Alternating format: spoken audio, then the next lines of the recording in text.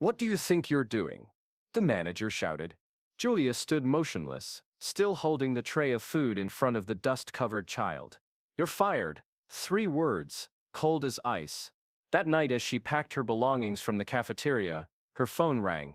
A man's voice. I'm calling from the Oval Office. Who was that child?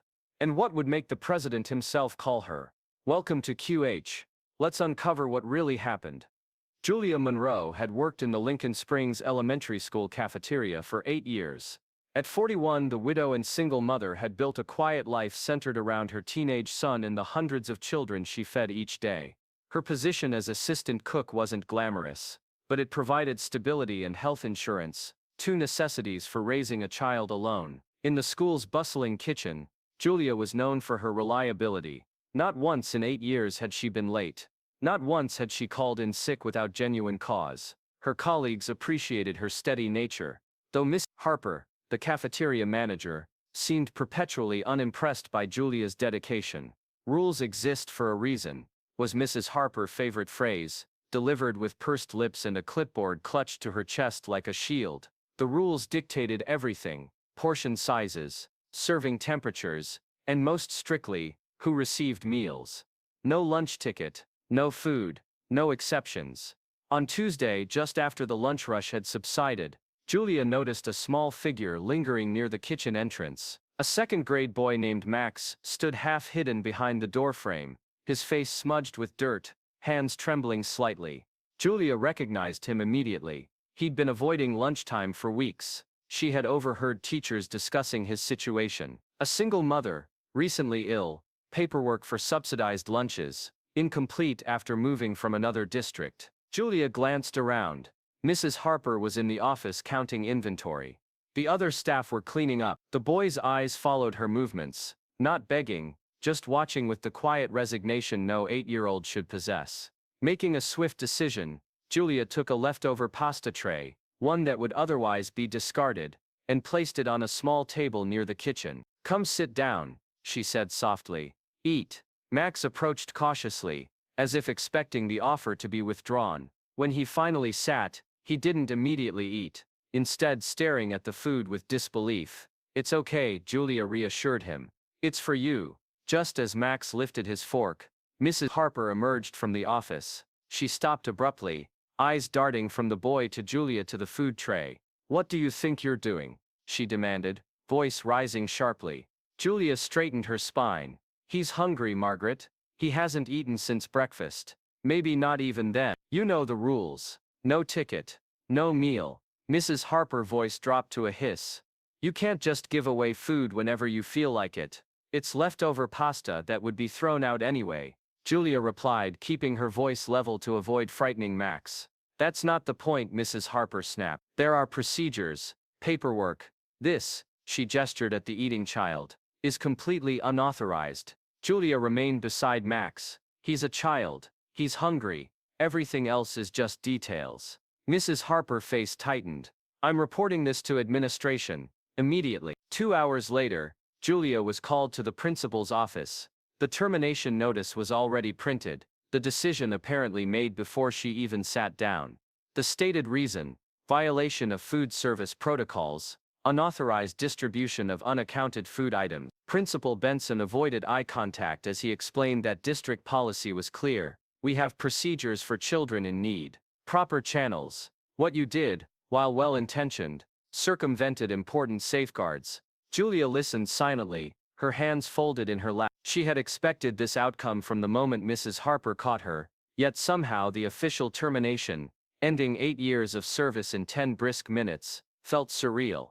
Do you have anything to say, Mrs. Monroe? Principal Benson finally asked. Julia considered her option. Fighting would be futile. A lengthy explanation wouldn't change the outcome. In the end she opted for simplicity. I'd do it again, she said quietly. 20 minutes later, Julia walked out of Lincoln Springs Elementary carrying a small box of personal items. Her security badge had been deactivated. Her final paycheck would arrive by mail. 8 years ended over a single plate of pasta. As she approached her car, a small figure darted out from behind the playground equipment. Max stood on the sidewalk, raising his hand in a timid way. In his other hand, a napkin stained with pasta sauce. Julia smiled and waved back, her job gone, but her conscience clear. Sometimes one decision can change an entire lineage. Are you ready? By evening, Julia's dismissal had become the primary topic of conversation in her apartment complex. Her next-door neighbor, Diane, brought lasagna and outrage in equal portions.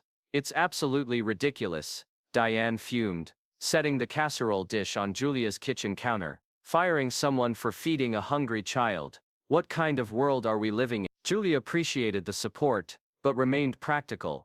"I broke the rules. They had grounds. Rules that prevent children from eating shouldn't exist in the first place," Diane countered. While Julia's son Eli reheated the lasagna, she explained what she'd learned about Max's situation. His mother, Carla Reed, had moved to their district 3 months ago after losing her previous apartment. Shortly after arriving, she'd been diagnosed with an aggressive form of pneumonia, resulting in hospitalization and unpaid leave from her new job. The combination of medical bills, lost income and relocation had created a perfect storm of hardship.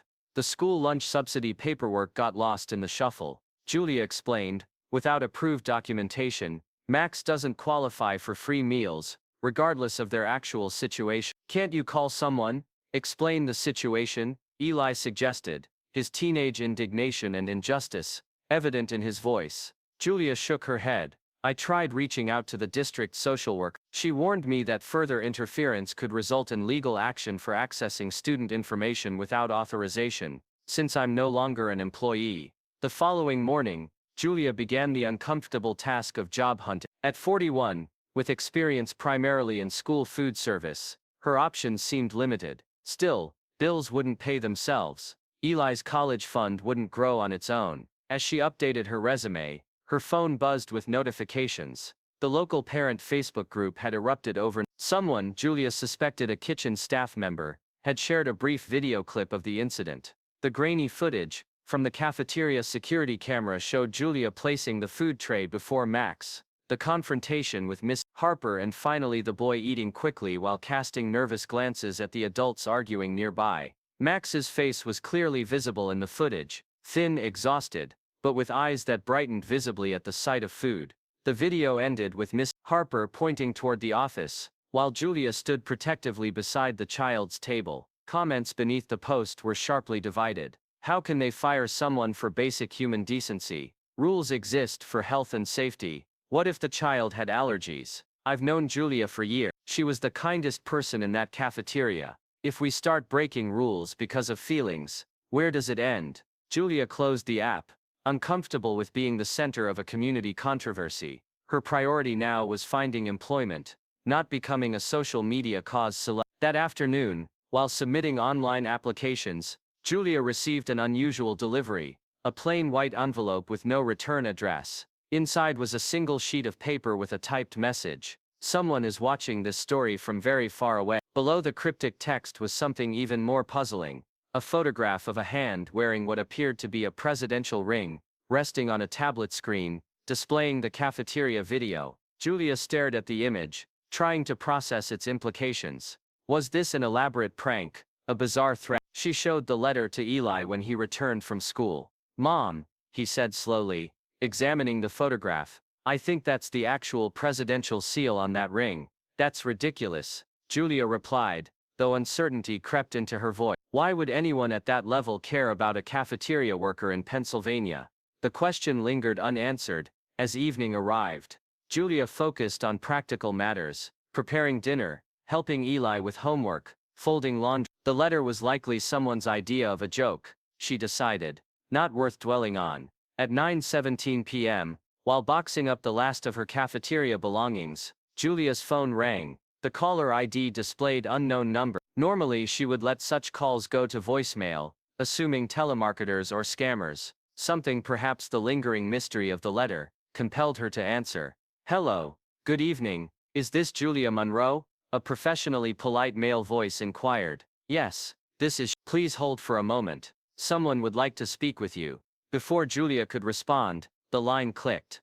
A few seconds of silence followed, then a new voice, deeper, warmer, instantly recognizable to any American. "Mrs. Monroe, this is the president. I wanted to personally thank you." Julia sank onto a kitchen chair, her free hand gripping the edge of the table. I'm sorry, is this some kind of joke? The voice chuckled. No joke, Mrs. Monroe. I saw the video of what happened at Lincoln Springs Elementary today. My daughter showed it to action. She was quite moved by your actions. Mr. Commander-in-Chief, Julia managed her voice barely above a whisper. I just gave a hungry child some leftover pasta. What you did represents the best of America, the president replied.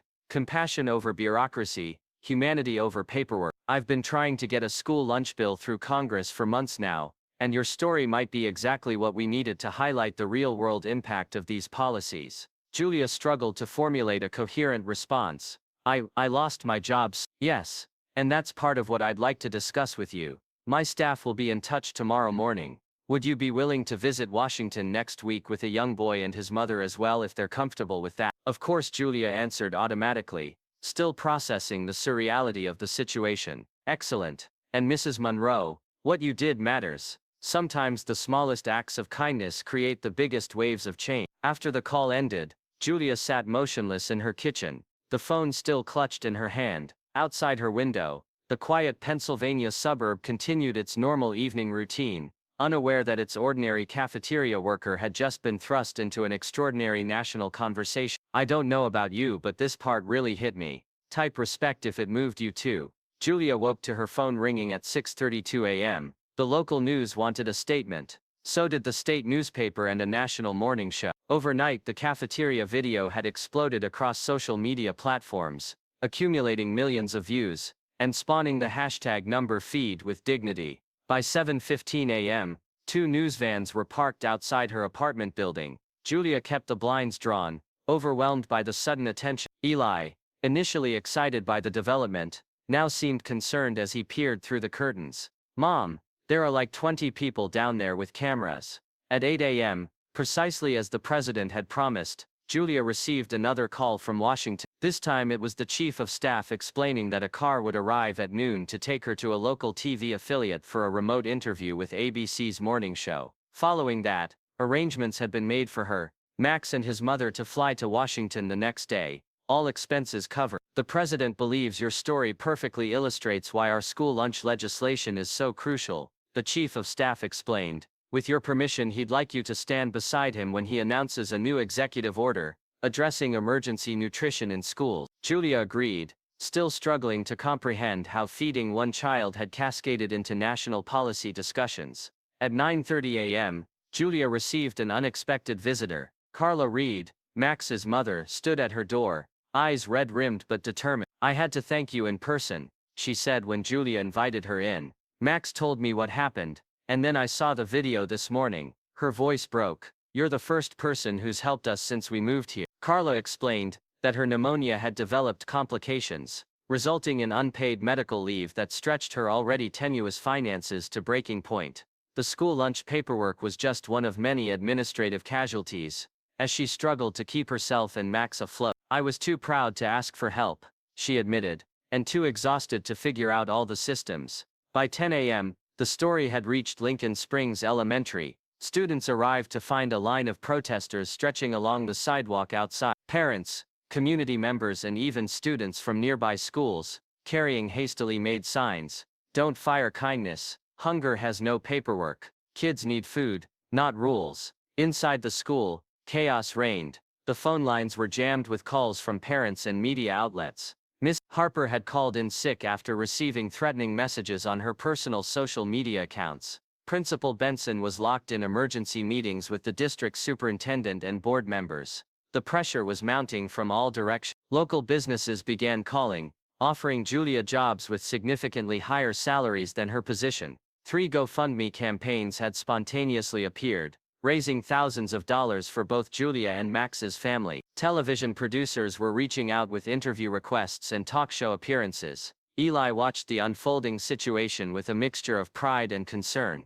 Mom, I've never seen anything go viral like this before. It's like the whole world is suddenly paying attention. Not the whole world, Julia corrected gently, just a small corner of it that needed reminding about what matters. At 11:45 a.m., Julia received yet another call, this time from Principal Benson himself. Mrs. Monroe, he began, his voice. The district board has asked me to offer you your position back, with a formal apology and, a promotion to head cafeteria manager. Julia noted the irony. And Mrs. Harper, she has decided to take early retirement. Principal Benson replied diplomatically. I appreciate the offer, Julia said, but I'll need some time to consider it. By noon, the education secretary had issued a statement. No school employee should ever face termination for ensuring a child doesn't go hungry. The Department of Education is reviewing federal guidelines regarding emergency nutrition provisions in public schools. The car promised by the chief of staff arrived precisely on time, a black SUV with tinted windows, and a driver who introduced himself only as Steve from the Executive Mansion Transportation Office. Julia was whisked to the local ABC affiliate studio, where she participated in a 7-minute interview that was broadcast nationally. When asked why she had risked her job for one meal, Julia's response was simple: it wasn't a calculation. When you see a hungry child, you feed. Everything else is secondary. The interview concluded with breaking news. The president would be addressing the nation tomorrow regarding a new school lunch initiative with Julia Monroe as his special guest. Social media exploded with reactions. Celebrities tweeted their support. Politicians from both parties scrambled to position themselves on the right side of the suddenly prominent school hunger issue. Corporate brands announced donations to child hunger organizations. And through it all, Julia maintained her composure, focusing on the actual humans at the center of the whirlwind. Max and Carla, who would be accompanying her to Washington. The following day unfolded like a dream. A private government jet, a motorcade from Andrews Air Force Base to the Executive Mansion, a brief but surreal tour of the historic building, then a meeting in the Oval Office with the president himself. Mrs. Hara, he said, rising from behind his desk to greet her with a warm handshake. It's an honor to meet you in person. Julia, Carla, and Max were invited to sit on the famous couches where world leaders regularly conducted diplomacy. The president joined them, speaking not as the most powerful person in the world, but as someone genuinely concerned about their story. A nation is shaped by people like you, he told Julia, not by policies or politicians, people who see a need and simply meet it regardless of consequences. To Max, he spoke with grandfatherly kindness. You're a very important young man. Your story is helping us make sure other kids don't have to be hungry at school. After their private meeting, they moved to the Rose Garden, where press and invited guests had gathered. The president announced a new executive order requiring all public schools to implement no questions asked emergency meal protocols for any child who appeared in need, regardless of paperwork status. This order, which I'm calling the Julia Monroe provision, ensures that no child will be denied food while adults sort out the administrative details, he explained to applause. Then came the moment that would be replayed on news programs for days to come. The president presented Julia with the Commander-in-Chief Citizens Medal, one of the highest civilian honors in the nation, and the first ever bestowed upon a school cafeteria worker for exemplifying the best of American values and reminding us all that compassion should never be sacrificed to procedure. The citation read, when invited to say a few words, Julia approached the microphone with visible nervousness. I never imagined a plate of pasta would bring me here, she began, earning gentle laughter from the audience. I just did what any parent would want someone to do for their child. If my son were hungry and someone fed him, I'd be grateful for the rest of my life. The assembled crowd rose in a standing ovation. Carla embraced Julia, tears streaming down her face. You didn't just feed my son, she whispered. You saved us both. As cameras flashed and journalists clamored for statements, Julia caught sight of Max standing slightly apart from the crowd, watching the proceedings with solemn eyes. In that moment, amid all the pomp and presidential power, Julia was reminded why any of this mattered in the first place. Not for medals or media attention, but for children like him, children who deserve to be seen, fed and valued. Later that evening, after returning to their hotel, Julia received one final call from the Executive Mansion. The president's education advisor outlined a new position created specifically for her, special advisor to the federal school nutrition program. The role would allow Julia to help shape policies, ensuring no child faced the situation that Max had experienced. We need people with practical experience and moral clarity, the advisor explained. People who understand that systems exist to serve people, not the other way around. Julia promised to consider the offer, though in her heart she already knew her answer. Some calls, like the one to feed a hungry child regardless of rules, answered themselves. What moment in your life did justice arrive late but still taste sweet? 6 months later,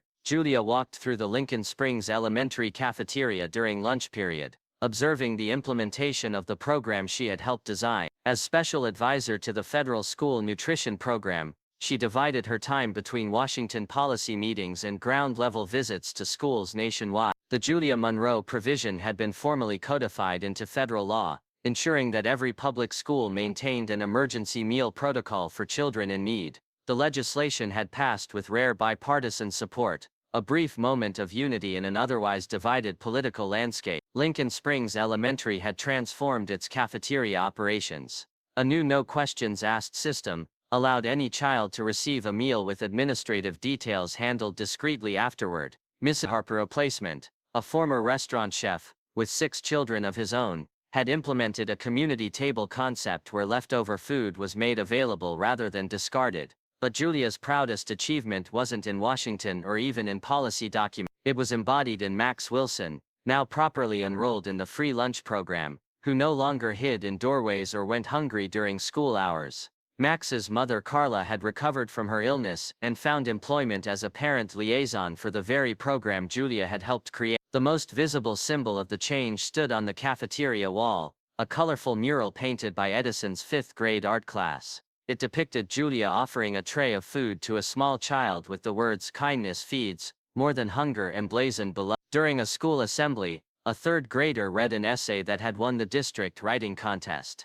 "Mrs. Julia didn't just feed my friend, she taught our whole school what's right." When local reporters asked Julia how it felt to return to the place where she'd been fired, her response became something of a personal motto: "If it's wrong to feed a hungry child, then I'm willing to be wrong every time." Each morning, before heading to meetings or school visits, Julia still volunteered at a local shelter's breakfast program. When asked why she maintained this routine despite her demanding schedule, she explained simply, "We don't need to do extraordinary things, we just need to not look away when ordinary needs present themselves."